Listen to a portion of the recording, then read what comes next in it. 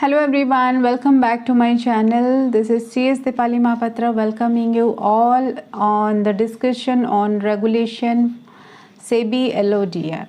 So in my last video we already covered composition of the board. Now we are moving towards the committee which is mandatorily required to constitute by every listed company. So अगर committee के बारे में हम बात करते हैं तो हमारे माइंड में 4 कमिटीज़ ऐसा इम्पॉर्टेंट है, that is audit committee, nomination and remuneration committee, stakeholder relationship committee and the fourth one is your risk committee. So ये जो 4 कमिटीज़ हैं ये रूल्स के साथ रूल 18 से 18, 19 एंड 2021 के अंडर में मैंडेटरीली कंस्टिट्यूट करना लिस्टेड कंपनी के लिए इस सेबी एलओडीआर रेगुलेशन में मेंशन्ड है. नाउ ये जो कमिटी है, कमिटी का members, quorum and the time period to meet that committee. So one by one let's discuss. First of all, audit committee. So if we talk about the audit committee, it falls under rule 18 SEBI LODR. Now in these committee ये जो committee constitute होता है, rule 18 क्या कह रहा है? Rule 18 के according committee जो है qualified and independent audit committee होना चाहिए. नाउ ये क्वालिफाइड क्या होती है? क्वालिफाइड का मतलब ऑडिट कमिटी में जितने भी मेंबर्स हैं, all members are financially literate first. Second, at least one member financially expertise. अब समझ लेते हैं फाइनेंशियल लिटरेट का मतलब क्या है एंड एक्सपर्टीज का मतलब क्या है. फाइनेंशियल लिटरेट के means the person able to read financial statement, जो हमारा balance sheet, profit and loss होता है, प्रॉफिट एंड लॉस अकाउंट होता है. So a person can easily able to read, तो वो फाइनेंशियल लिटरेट के अंडर में आता है. आप समझते हैं फाइनेंशियल एक्सपर्टीज़. एक्सपर्टीज़ का मतलब होता है दैट पर्सन हु पोजेस, आपका जो एक्सपीरियंस और क्वालिफिकेशन इन रिलेशन टू आपका फाइनेंशियल्स. सो ये 2 क्राइटेरिया है, 2 कंडीशंस है जो हर एक जब भी ऑडिट कमेटी के मेंबर्स के लिए एलिजिबिलिटी क्राइटेरिया है. नाउ जो ऑडिट कमेटी में कौन कौन मेंबर्स बन सकते हैं, तो रूल 18 के अंडर में है, सेबी एलओडीआर के रूल 18 के अंडर में दैट मिनिमम की जो क्राइटेरिया है वो मेंशन्ड है, मैक्सिमम का कोई क्राइटेरिया नहीं मेंशन्ड है. सो मिनिमम 3 डायरेक्टर से आपका कमेटी बन जाएगा. ये जो 3 डायरेक्टर है, इन 3 डायरेक्टर में से जो इंडिपेंडेंट डायरेक्टर होगा that is 2/3 of the total member.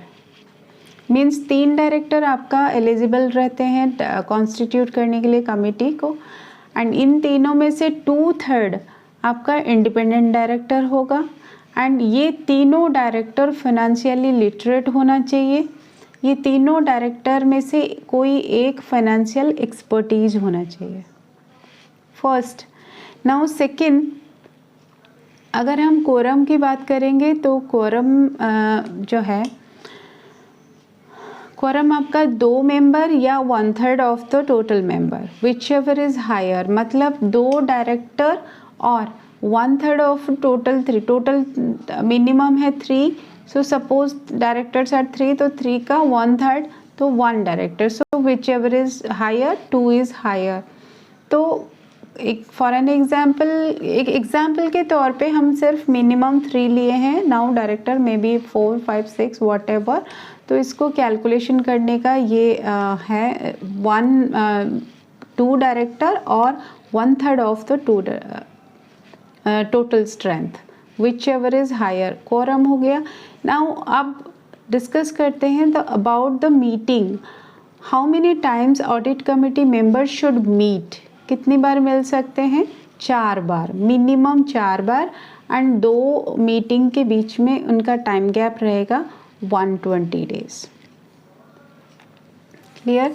So audit committee का एक सम अप में देना चाहूँगी तो ऑडिट कमेटी हर एक लिस्टेड कंपनी को मैंडेटरीली कॉन्स्टिट्यूट करना पड़ता है ना। Audit committee is a crucial committee, इसलिए इसका जो मिनिमम डायरेक्टर होंगे 3 डायरेक्टर से मीटिंग कंस्टिट्यूट हो जाएगा। इन 3 डायरेक्टर में से एक आपका फाइनेंशियल एक्सपर्टीज़ होना चाहिए, बाकी rest of the director financial literate होंगे। इसके अलावा आपका जो क्वोरम है दैट इज़ 2 डायरेक्टर और 1/3 of the total strength whichever is higher. Now आपका जो मीटिंग है, every audit committee shall meet at least 4 times in a year, और जो 2 मीटिंग कंजिक्यूटिव मीटिंग के बीच में गैप होगा दैट इज़ 120 डेज। इसके अलावा ऑडिट कमेटी के अलावा जो बाकी 3 कमेटी रह गया, nomination and remuneration committee, stakeholder relationship committee and risk management committee.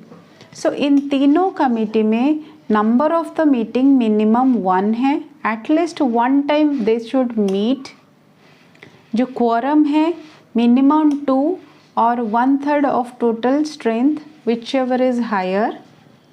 इसके अलावा एक्स्ट्रा क्या होगा, नॉमिनेशन कमेटी में जो मिनिमम मेंबर्स से 3 डायरेक्टर एंड जो डायरेक्टर्स होंगे वो नॉन एग्जीक्यूटिव होंगे, एंड सभी में 1 director at least 2 nomination and remuneration committee में 2/3 ऑफ द डायरेक्टर्स वो इंडिपेंडेंस रहेंगे। मैं ये कंप्लीट जो रेगुलेशन है उस रेगुलेशन बेस्ड ये वीडियो बना रही हूँ सो दैट कि आपको ऑथेंटिकेटेड डेटा के प्रोवाइडेड हो। नॉमिनेशन कमेटी के बाद अब आ जाते हैं stakeholder and relationship committee. Stakeholder and relationship committee में जो चेयरपर्सन होगा non executive director. Now at least 3 director से मीटिंग कंस्टिट्यूट हो जाएगा, जिनमें से जो इंडिपेंडेंट डायरेक्टर होगा वो एटलीस्ट 1 इंडिपेंडेंट डायरेक्टर होना चाहिए।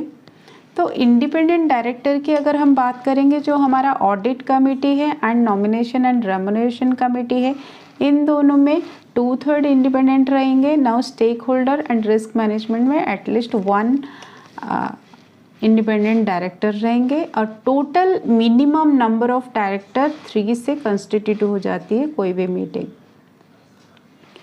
लेकिन जो डायरेक्टर्स होंगे वो नॉन एग्जीक्यूटिव डायरेक्टर होंगे, नॉट, एंड चेयरपर्सन आपका भी नॉन एग्जीक्यूटिव चेयरपर्सन रहेगा। नाउ स्टेक होल्डर रिलेशनशिप की बात करें या रिस्क मैनेजमेंट की बात करें, एक ही मीटिंग मिनिमम एटलीस्ट एक ही बार मिलेंगे, अदरवाइज आप मिनिमम क्राइटेरिया यहाँ पे बताया गया है, मैक्सिमम की रूल में कुछ भी मेंशन नहीं है। So it depends upon the types business activities of a company. So I hope you all understood